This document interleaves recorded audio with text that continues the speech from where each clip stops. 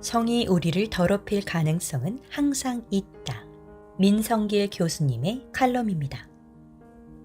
사람들 중에 인간의 정신은 고귀하지만 육체는 조만간 죽어 썩어질 것으로 하찮게 보는 경향이 있습니다. 그러나 현대의학은 인간의 몸을 정신만큼 중요시합니다. 이제 일반인들도 몸이 건강해야 정신도 건강하다고 생각합니다. 그런데 내 몸은 나의 것일까? 동양에서는 전통 유교의 영향을 받아 근대까지 신체 발부 수지 부모라 하여 신체는 부모로부터 물려받은 것이기에 신체를 잘 보존해야 올바른 삶을 사는 것으로 생각하였습니다. 한편 기독교는 더 나아가 인간의 몸을 거룩하다고 가르칩니다. 일제강점기 한국에 와서 세브란스의 정신과를 창설한 호주의 의료 선교사 찰스 맥라렌은 인간의 몸도 하나님께서 창조하신 피조물로서 원래 신성하며 몸도 정신과 영과 같이 동등하게 중요하다고 주장하였습니다. 그는 의료 선교사로서 당연히 질병으로부터의 치유는 영혼 구원과 동등한 가치를 지닌 것으로 이해했습니다. 그에게는 사람의 건강을 회복시켜주는 것은 바로 하나님의 사랑을 실천하고 구원의 사역에 동참하는 것이었습니다. 이러한 기독교의 교훈은 내 몸은 내가 권리를 갖는 자산이 아니라는 것을 의미합니다. 남들도 나의 몸을 함부로 침범하면 안 되지만 나 자신도 나의 몸을 함부로 하면 안 됩니다.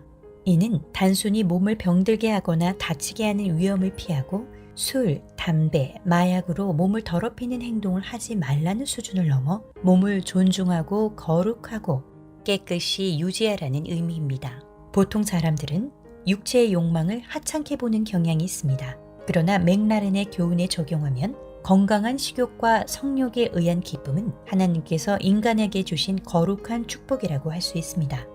올바른 행동에 대한 보상이라 할 수 있습니다. 그 결과는 생명의 보존과 창조입니다. 그러나 동시에 하나님께서는 식욕과 성욕의 추구에 대해 에덴 동산의 생명의 과일에 대한 것처럼 일정한 금단을 명하셨습니다. 옛부터 사람들이 잘 절제하지 못하는 육체적 욕망이 있는데 그것은 식욕과 성욕입니다. 사회가 풍요해지면서 사람들은 더욱더 탐식이나 성물란에 빠져들고 있습니다.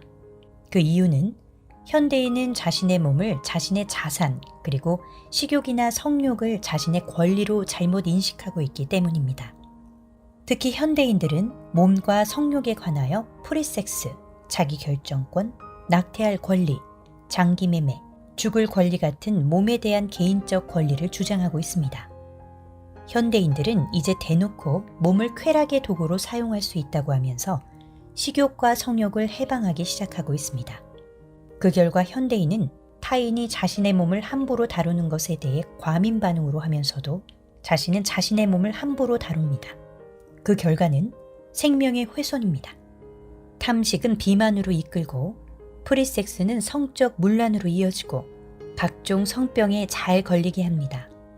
성매개 전염병들은 활발한 성교육과 강력한 항생제 사용에도 불구하고 우리나라는 물론 전 세계적으로 증가 추세에 있습니다.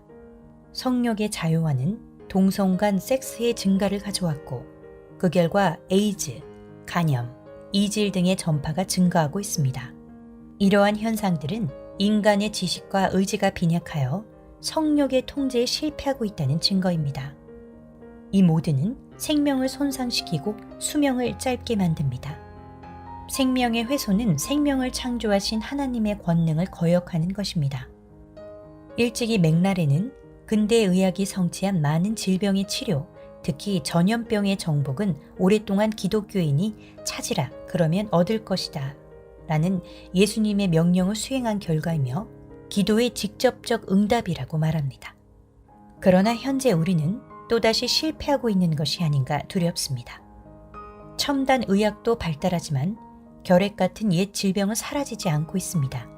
고혈압이나 당뇨병은 증가하고 있고 새로운 무서운 질병, 즉 독감, 에이즈, 사스, 원인 불명의 폐렴 등도 등장하고 있습니다.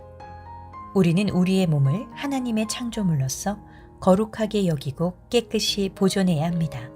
특히 쉽게 유혹에 빠지게 하는 성욕에 관해서는 우리는 성경에서 명령한 대로 대응하여야 합니다.